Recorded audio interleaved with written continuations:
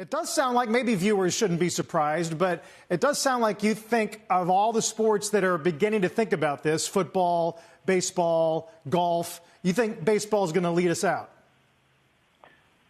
I think right now there is a dilemma in America, and that is compliance with the public health issue and the requirements of isolation, and also the demands of certainly people wanting to function, wanting to return to work.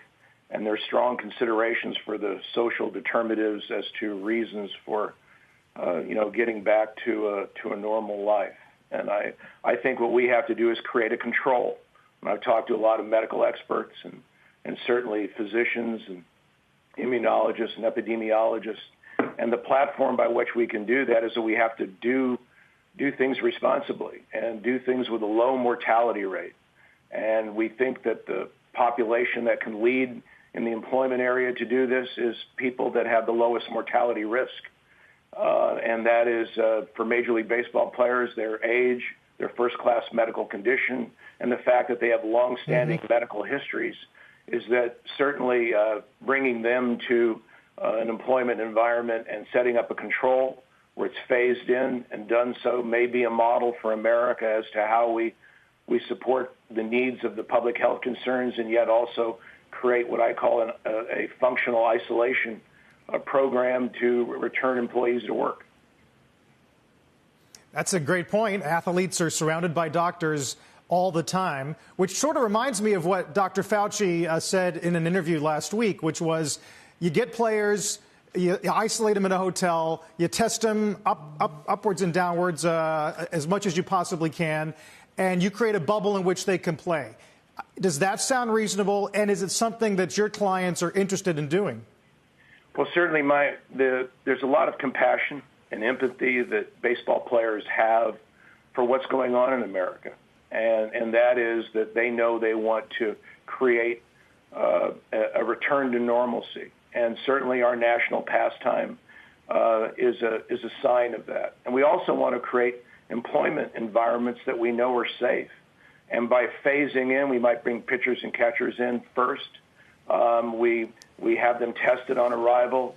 You create categories of those who've had the virus, those who have never had it, and if anyone is positive, you have an isolation area.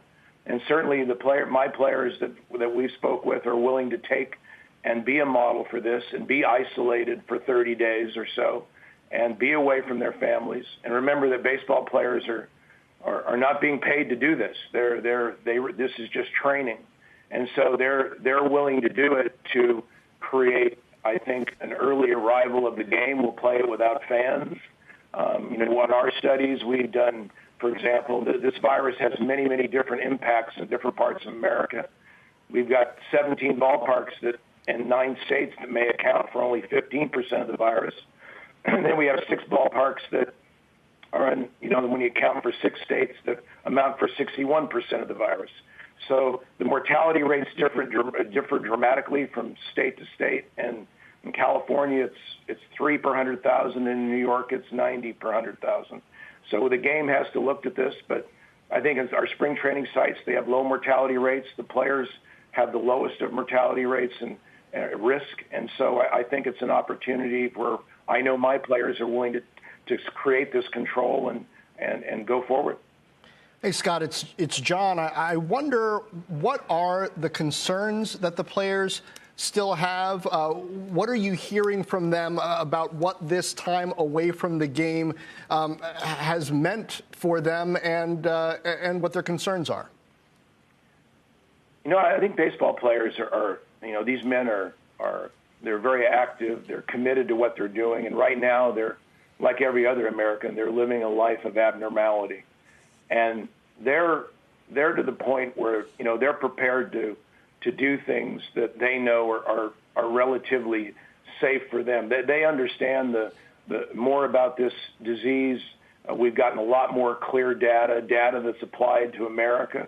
And that data, I think, has been very helpful as to how we understand, are there mild strains? Are there more severe strains? And we've seen certain areas of the United States where, in California, we had our first case in January, and we didn't have a total stay-at-home program until March the 19th.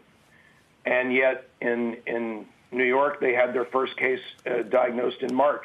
And yet the dramatic differences in what went on in New York State and what's going on in California as far as mortality rates is dramatic. And so we understand there are safer places. We understand that the factors that relate to the employee can create the lowest of mortality rates. And I think with that data, they're prepared to move ahead. They're prepared to go and train. I think for baseball, they should probably get their athletes ready, show everyone, mayors, governors, the fans, that this is a very safe environment. We've got a very healthy group of players that are ready to go. And when we've made that determination, then we can maybe set a schedule and provide America our national pastime.